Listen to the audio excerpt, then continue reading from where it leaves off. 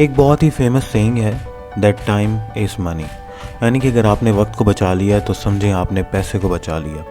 इसी वक्त को बचाने के लिए दुनिया के डेवलप्ड कंट्रीज़ बहुत से जदीद किस्म के मीन्स ऑफ ट्रांसपोर्टेशंस को यूज़ कर रहे हैं। इन मीन्स ऑफ ट्रांसपोर्ट्स में बुलेट ट्रेन्स और कमर्शियल एयरलाइनर्स, ये दोनों टॉप पर हैं।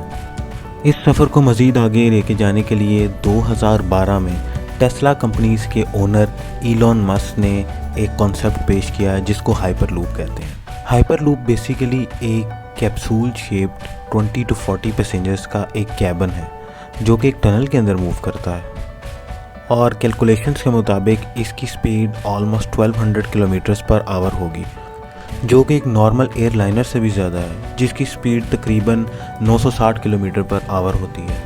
दोस्तों, इसमें दिलचस्प बात यह है कि इसका जो वर्किंग प्रिंसिपल है वो कोई नया नहीं है।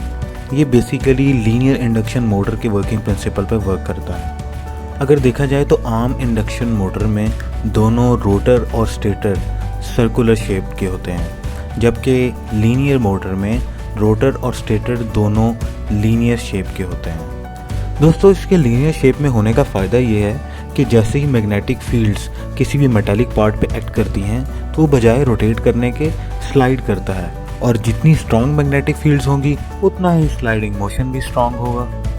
तो दोस्तों, इसी प्रॉपर्टी को यूज़ करते हुए हाइपरलूप में बहुत ज़्यादा हाई स्पीड्स अटेन की गई हैं। दोस्तों, जैसा कि मैंने आपको शुरू में बताया था कि ये एक टनल के अंदर मूव करेगा, और अगर आपको हाई स्पीड अटेन करनी है तो आपको उस टनल के अंदर प्रेशर लो रखना पड़ेगा, क्योंकि अगर प्रेशर नहीं लो होगा तो आपको बहुत ज़्यादा रेजिस्टेंस फेस करनी पड़ेगी। तो इस प्रेशर को लो रखने के लिए टनल के दोनों तरफ वैक्यूम पंप्स लगाए जाते हैं ताकि टनल के अंदर प्रेशर को मिनिमम रखा जाए, और इसकी एफिशिएंसी को मज़ीद इंक्रीज़ करने के लिए जो कैप्सूल है उसके फ्रंट पे एक कंप्रेशन चैम्बर भी दिया जाता है। दोस्तों, जब चैम्बर में इतना लो प्रेशर होगा और साथ कैप्सूल के फ्रंट पे जो कंप्रेशन चैम्बर लगा हुआ है वो भी कंप्रेस करके हवा को पीछे फेंकेगा, तो वो जो रेजिस्टेंस फेस करेगा कैप्सूल वो बहुत ही मिनिमम हो जाएगी। इस मिनिमम रेजिस्टेंस का फ़ायदा ये होगा कि कैप्सूल लेविटेट कर जाएगा। इन सिंपल वर्ड्स, आप वही कंफर्ट लेवल एंजॉय कर सकेंगे जो आप एक कमर्शियल एयरलाइनर में एंजॉय करते हैं, with more speed and less cost.